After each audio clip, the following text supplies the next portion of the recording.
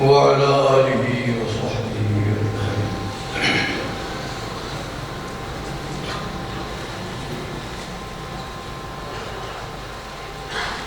صدر محفل اور اس جامعہ کے روح روان پیر طریقت رہبر شریعت حضرت جناب میاں محمد سیفی حنفی دامت برکاتہ القدسیہ اور حضرت علامہ جناب ڈاکٹر محمد سرفراز صاحب سیفی دامت برکاتہ القدسیہ، معزز علماء کرام، مشائخ اعظام اور طلباء کرام، السلام علیکم ورحمۃ اللہ وبرکاتہ۔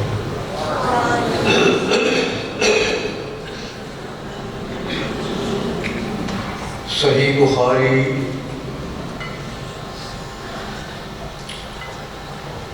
کا اختتامی حدیث شریف پڑھی گئی اور پورے صحیح بخاری کے جہت ذکر کا حضرت نے احاطہ فرمایا۔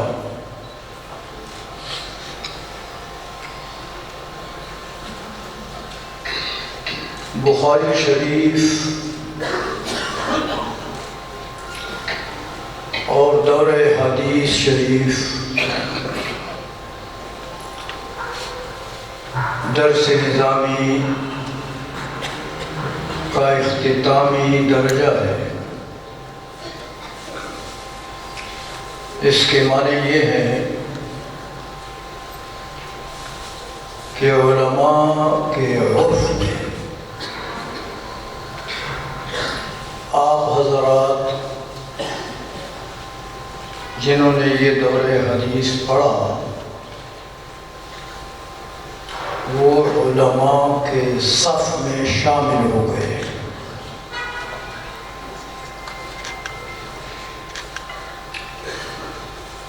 آفرین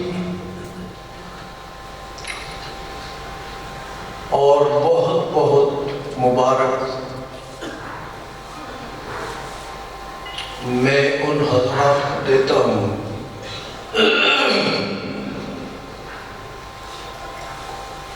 جو امت کو اور ملت کو علماء کا کھیپ دیتے ہیں۔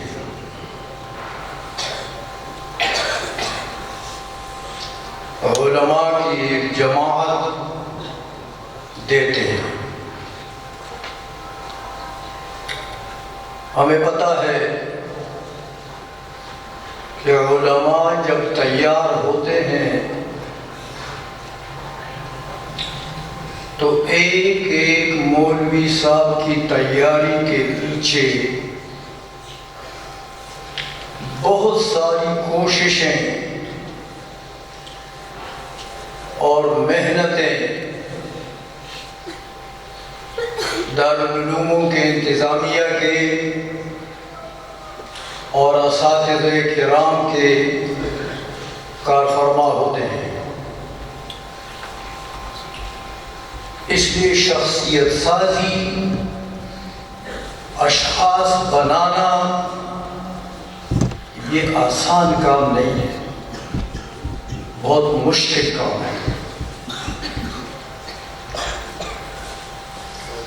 بہت ساری قوتیں جب اکٹھی ہو جاتی ہیں تو ایک عالم بنتا ہے، جن میں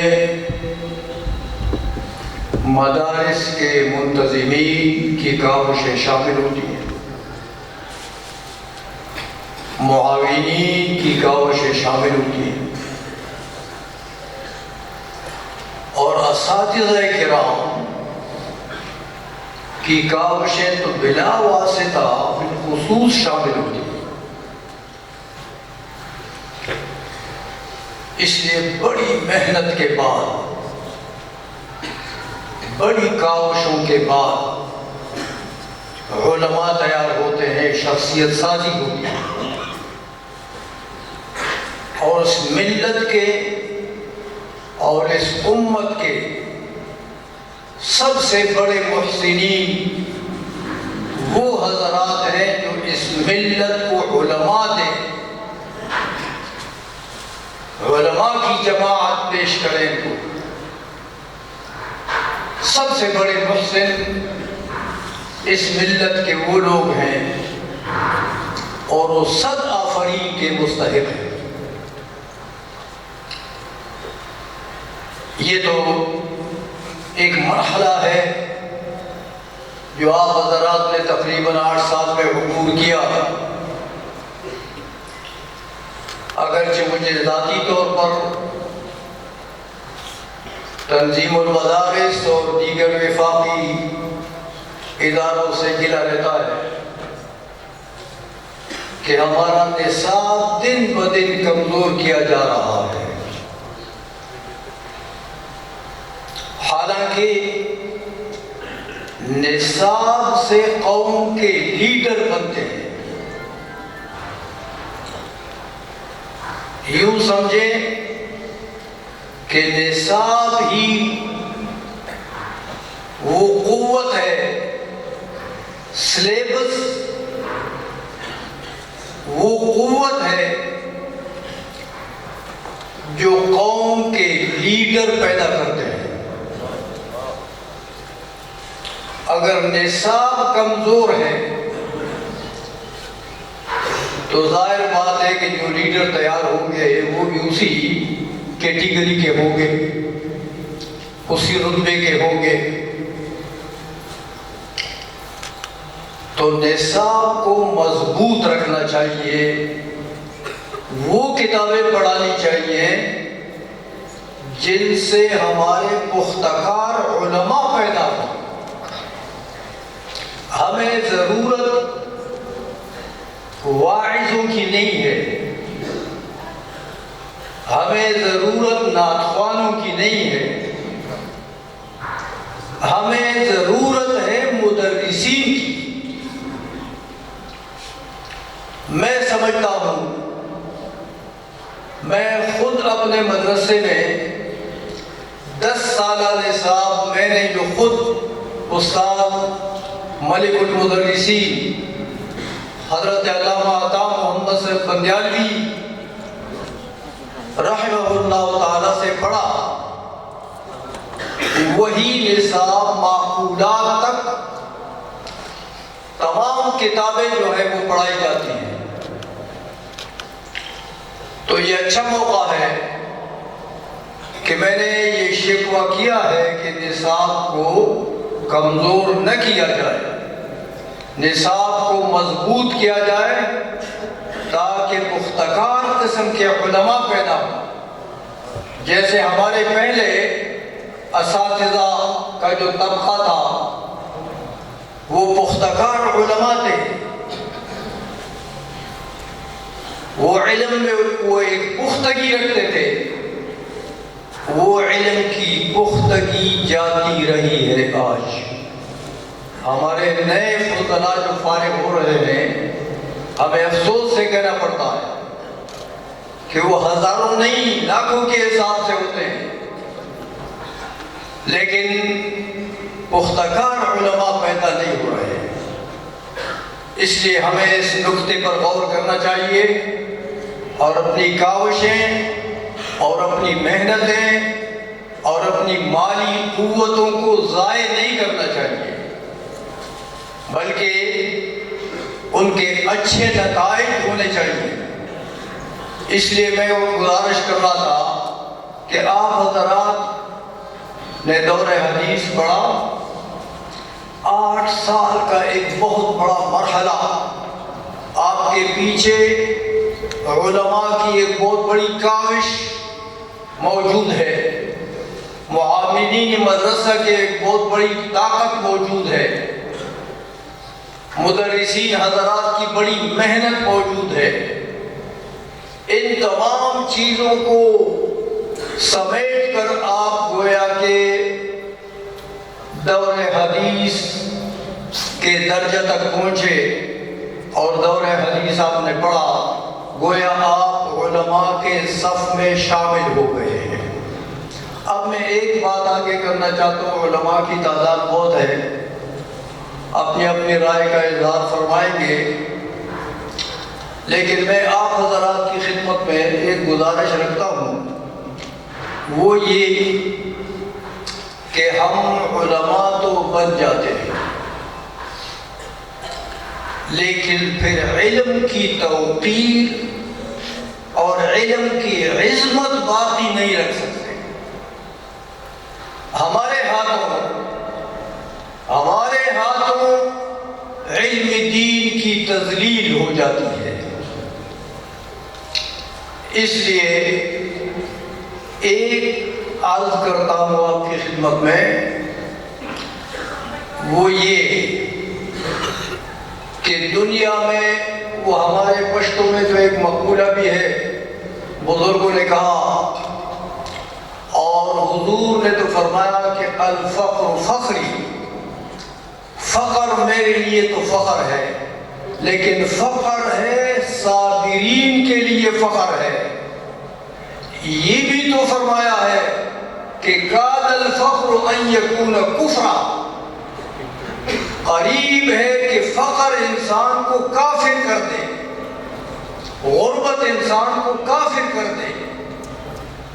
تو فخر بھی ہے لیکن کفر کے قریب لے جانے والی چیز بھی ہے، ذو جہتین چیز ہے۔ صابرین کے لیے، جو لوگ فقر اور غربت پر صبر کر سکتے ہیں، برداشت کر سکتے ہیں، اس کا اظہار نہیں کرتے، ان کے لیے تو یقیناً فخر ہے۔ لیکن جو حضرات مجھ جیسے صابر نہیں ہیں، کوتا صبر ہیں، تو ان کے لیے یقیناً وہ مضر ہے۔ اس لیے آپ حضرات کی خدمت میں میری پہلی گزارش یہ ہے کہ کسی بندے کے سامنے اپنے احتیاج کا اظہار مت کریں۔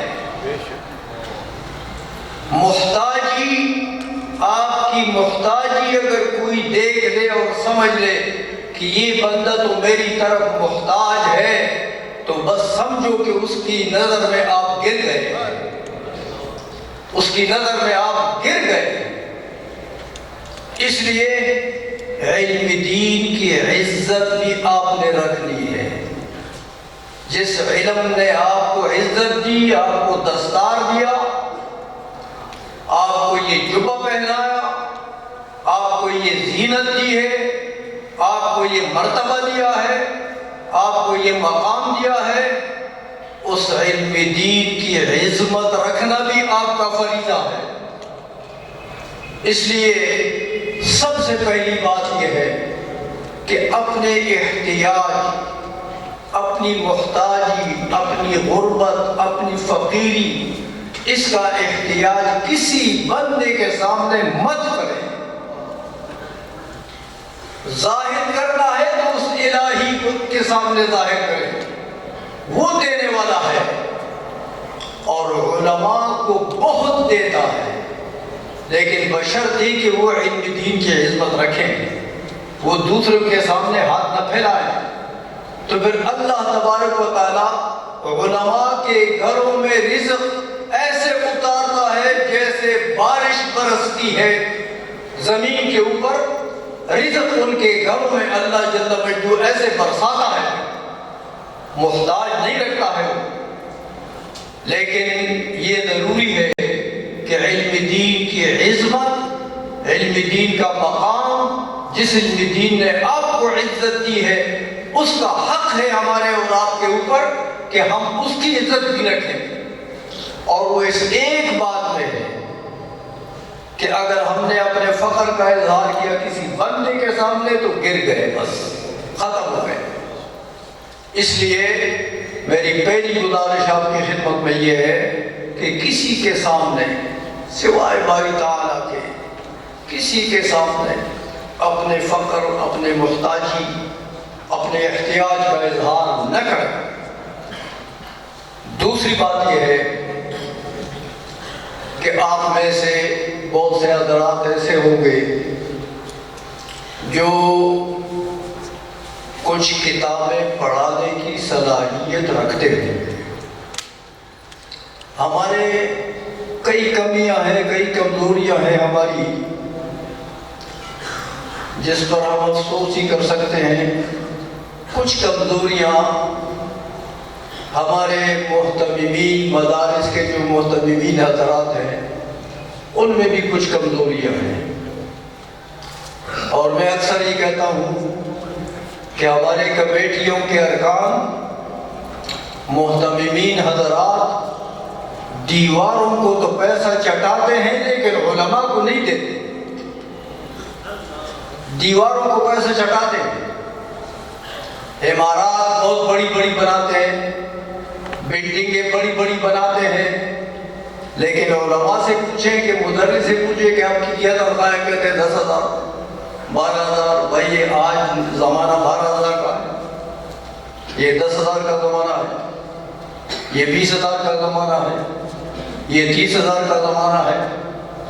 یہ تو اتنی مہنگائی ہے کہ ایک میاں بیوی ہو اور 2 بچے ہوں، ان کے بھی 60-70,000 روپے ان کے مہینے کا خرچہ ہوتا ہے۔ اس لیے محتممین حضرات میں بھی، ہم میں بھی بہت سی کمزوریاں ہیں، اللہ تبارک و تعالیٰ ان کو بھی ہدایت دے۔ لیکن آپ حضرات کی خدمت میں بھی ایک عرض کرتا ہوں، وہ یہ کہ آپ جس مدرسے سے بھی مدرس ہو، جہاں بھی تدریس کریں، تدریس میں نیت اللہ جل مجدہ کی رضا کی کریں کہ یہ دین ہے، دین، میں دین پڑھا رہا ہوں اور دین نئی نسل کو منتقل کر رہا ہوں، علماء بنا رہا ہوں، دین کے نمائندے تیار کر رہا ہوں۔ تو کس لیے تیار کر رہا ہوں؟ اسی کی رضا کے لیے۔ اس لیے تدریس چاہے کریں آپ، خطابت کریں، جو بھی دین کی خدمت کریں آپ، اس سے آپ نیت صرف اللہ جل مجدہ کی رضا کی نیت کریں کہ اسی کو راضی کرنا ہے۔ کسی نے کچھ دے دیا تو لے لو، مانگو مت، احتیاج کا اظہار مت کرو،